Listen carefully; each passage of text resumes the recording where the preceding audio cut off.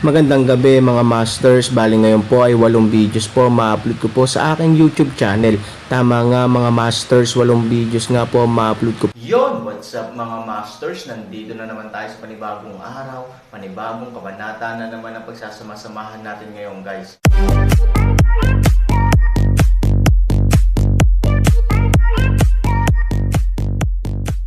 Bali mga masters, kung bago ka pa lang po sa aking YouTube channel, please click the subscribe button, lalong-lalo na po yung notification bell guys, para maging connected pa rin tayo sa isa't isa at maging updated kayo sa mga susunod ko pang video.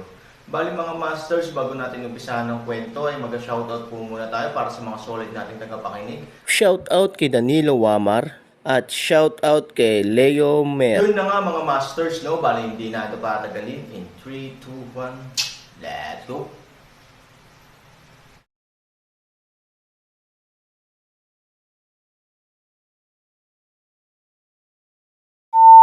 Kapag umiral ang 5 elementong bato, isang semi-automatikong artifact na lumalaban sa sunog, nangangahulugan ito na may magagawa pa ang Aaron.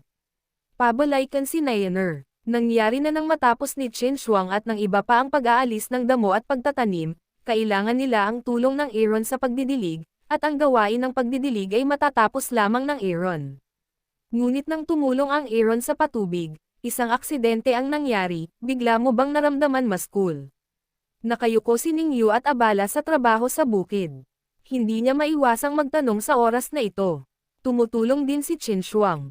Tungkol ito sa Renshanhua. Napakaingat niya at hindi man lang nagangat ng ulo. Sabi, oo, at ito ay tila tahimik. Huwag sabihin huwag pakiramdam, sabihin kahit Aaron kanyang sarili din pakiramdam, sa paligid ay hindi lamang biglang maging lubhang tahimik, at ang katawan pakiramdam ng mga tao ay mas cool din. Sa pagitan ng mga mata, Aaron masindak sa di kalayuan, kung saan ang ginseng sanggol, walang apoy na nagngangalit tanging ang 5 elemento ng bato ng Diyos ay hindi malinaw na nagwiwisik ng tubig. Ang pinakakahangahangang bagay ay mayroong 7 kulay ng bahaghari sa paligid ng mga patak sa lupa, isang pulang liwanag ng luwan mula sa ibaba hanggang sa tuktok ng 5 elementong bato ng Diyos, at dahan-daang hinihigop ng 5 elementong Diyos, bato, nakaakibat ng 7 kulay na bahaghari, na bumubuo ng isang napakagandang streamer sa labas. Sa loob ay naroon ang liwanag ng sumisikat na pulang luwan, tulad ng talon ng fairyland. Ito, nakatingin sa kakaibang kamangha-manghang tanawin na ito, kahit na Aaron ay natigilan sa oras na ito. Nang marinig ang sorpresa ni Aaron, lumingon din ang 2 babae, ngunit halos pareho sila ng Aaron, at natigilan sila. Ang ganda. Ito ay hindi kapanipaniwala. Hindi ito ang maaaring gawin ng sino mang tao. Nasaan ang apoy? Biglang nag-alinlangan si Chen Shuang sa isang paraan. Walang apoy sa lupa, tanging ang ilaw ng pulang luwan at ang mga panla ng Renshanhua sa gitna. Nagkatinginan ang tatlo at sumugod. Magiging okay na ba ang ginseng baby sa sandaling ang mga tao pagdating? Bali isang tiningnan ni Chen Shuang ang mga panla bagamat maganda ang kagandahan. Ang mahalaga ay ang kaligtasan ng mga ginseng na sanggol sa kanyang kamay at binawi ang 5 elemento bato. Ngunit nakakapagtaka na kahit ang 5 elementong bato ay hindi na naglalabas ng tubig at ang bahaghari sa paligid ng tubig ay nawala, ang liwanag ng pulang luwan sa lupa ay tila makakahanap ng direksyon, at ang baluktot ay naaakit pa rin ng ang 5 elementong bato na nasa kamay ni Aaron ay sumimangot. Iniunat ang kanyang kamay at inilagay ito sa pulang ilaw, tulad ng mainit na hangin na umiihip ito. Nagdududa si Aaron sa isang paraan. Nagmamadali si Chen Shuang upang makita ang ginseng na sanggol. Mayroon lamang isang bahagi ng Ningyu, na may bahagyang pagsimangot. Halatang hindi niya masasagot ang tanong ni Aaron, kulang ang isang binhi. Nag-aalalang tumingin si Chen Shuang sa likod at sumigaw sa Aaron. Nang marinig ang sigaw, tumingin si Aaron sa panla, na lalong naging kakaiba sa buong tao. Nandoon pa rin ang maliit na prutas na parang ubas. Ngunit ang medyo malalaking pulang prutas ay may tuluyang nawala, hindi naman magiging problema, di ba? Biglang tanong ni Ningyu na kinakabahan. Buti na lang buhay si ginseng baby, pero sa oras na ito, kalahati ng mga bagay ay biglang nawawala. Paanong hindi ito magsasanhi ng mga tao na mag-alala? Masyado bang ulan ang lumulunod nito? Ang mga luha ni Chen Shuang ay umiikot sa kanyang mga mata. Hindi, napakamot ng ulo si Aaron. Kung siya ay nalunod, hindi dapat ganito ang sitwasyon ng kamatayan. Bukod dito, kahit na ang 5 elemento ng banal na bato ay naghihiwalay ng maraming tubig, karamihan sa kanila ay lumalaban sa apoy sa maagang yugto, na hindi maaaring maging sanhi ng labis na tubig upang malunod. Ginseng baby, buhay ka pa ba? Magsalita ka bago ka mamatay. Tumingin si Han Sanchen kay Miao Zhu at sinabing, walang tunog. Aaron, Ginseng baby it, si Qin Shuang ay mas nababalisa, tumulo pa nga ang mga luha sa kanyang mga mata. Aaron ay isang malamig na mukha, isang yuko, kamay ay direktang bunutin ng punla, ngunit nang malapit nang abutin ang kamay ni Aaron sa harap nito, lumabas ang boses ng Ginseng baby. Anong ginagawa mo? Hindi ka nagsasalita hanggang sa mamatay ka. Binawi ni Aaron ang kanyang kamay at sinabing, patay na si Ginseng na sanggol ay hindi nasiyahan sa sagot, ngunit pagkatapos sumagot ay tila alam na hindi makatwiran, bumulong-bulong, ayoko nang magsalita, hindi magnanakaw ka ng aso. Narinig iyon, maaari siyang magmura. Alam ni Han Sanchen na ayos lang siya, ngunit tila mali ang kanyang tono. Anong problema? Damn, Aaron, you're so cheap.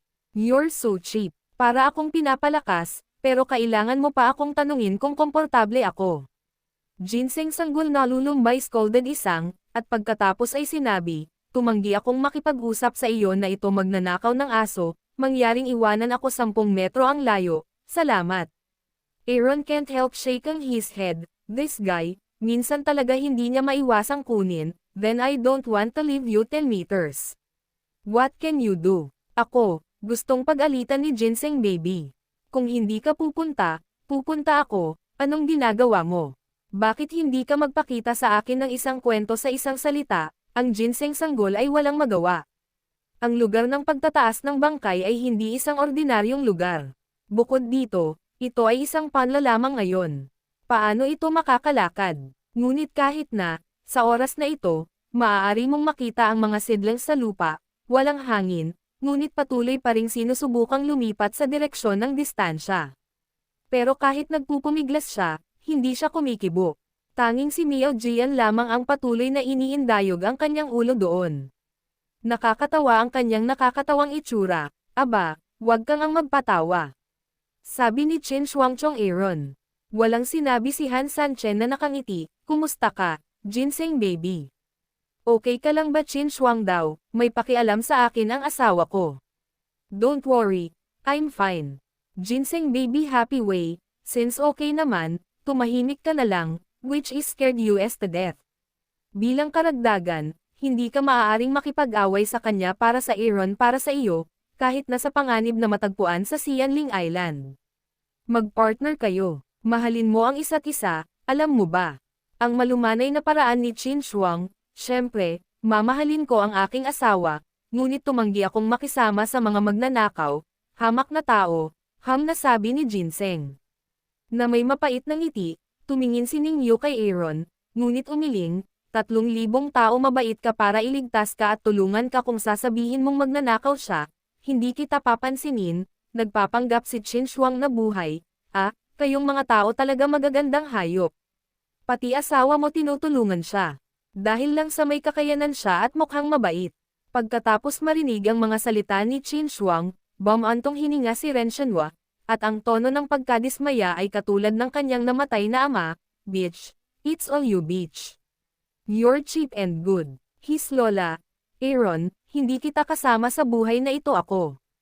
Han 3,000 malakas na pidgel ngiti, tapusin muli ang katawan bunutin ang kanyang panla, damn it, you robber, not only rob money, but also kill people. Kukunin ko ulit ang asawa ko, di ba? Ginseng baby scolded. Kung normal pa rin ang taong ito, hindi magdududa si Aaron na dapat siyang tumalon sa kanyang ulo at sumigaw sa kanyang sarili. The Ginseng baby's character, dry out, magnanakaw ako. Hindi ko alam kung sinong tulisan ang nagnakaw ng lahat ng kayamanan ng lugar. Kung aalisin mo ang mga bagay na ito at ibenta ang mga ito, hindi ito isang bagay ng kayamanan, ngunit hindi ito isang bagay ng pagmamay-ari ng isang lokal na malupit. Nakangiting sabi ni Aaron, damn, it's a fact that there is a price and a market. The priceless treasure is the real treasure, okay. You're a bitch Ginseng baby scolded, Ginseng baby, tama si Aaron. Lagi mong sinasabi AMG Aaron ay isang magnanakaw, ngunit ang Aaron ay kumuha ng isang bagay mula sa iyo. Nagtataka si Qin Shuang. Tumanggo rin si Ning Yu sa oras na ito at sinabing, "Oo, ang pinuno ng alyansa ay nananatili sa amin sa lahat ng oras. At higit pa, wala nang kukunin sa iyo ngayon." Dahil doon, napatingin si Ning Yu sa ginseng na sanggol na ngayon, panlo lang. Wala lang, pero para sa ginseng baby, hindi masyadong nakakasama ang tingin ni Ning Yu sa sarili niya, pero sobrang nakakainsulto.